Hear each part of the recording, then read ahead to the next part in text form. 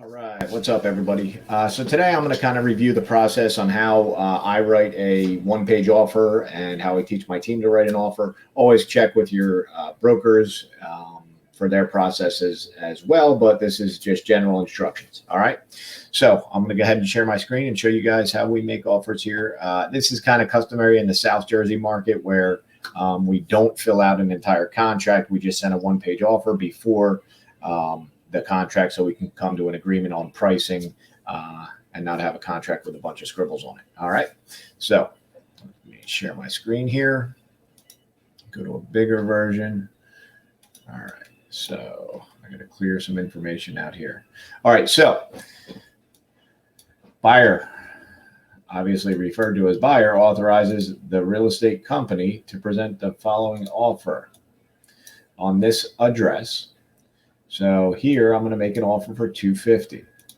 Down payment $2,500. All right, that's called your escrow. Couple key points here: do not fill this field out if you're not collecting a deposit at the time of signing. With electronic signature nowadays, it's very rare that you're standing in front of the consumer where you'll take a check and go give it to the other side. So in that case, you're going to use this field where the buyer will deposit a certain amount within a certain amount of days of signing the contract. Okay. And I mark this for a 10% down loan. Okay. Which means 225 would be the loan amount. And the field, the part that goes here would be the difference between their loan amount and the down payment. Okay. So in this case, you would take, let's see, 225 minus 2,500 equals,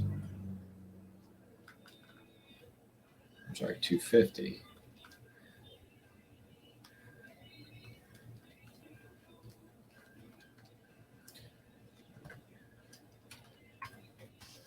So what this figure represents is the sales price minus the loan amount minus the down payment, and that's how much cash this consumer is going to need, plus closing cost monies from their lender.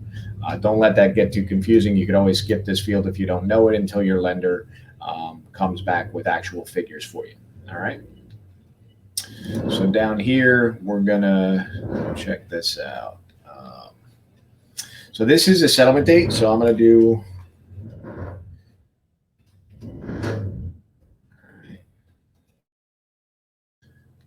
here, inclusions. That's important to have here.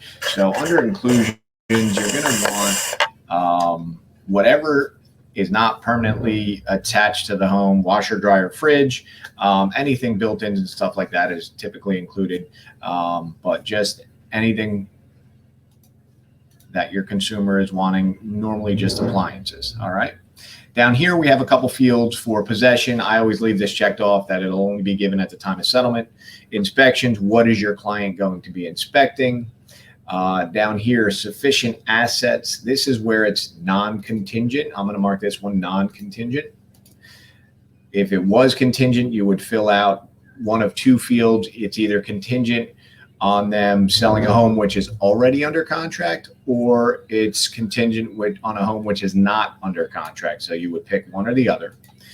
Down here is where you're going to put down the additional provisions. Seller to pay $5,000 towards buyer's closing costs.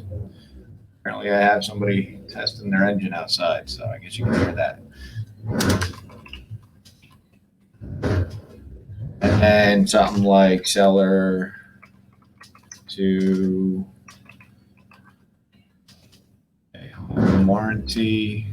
All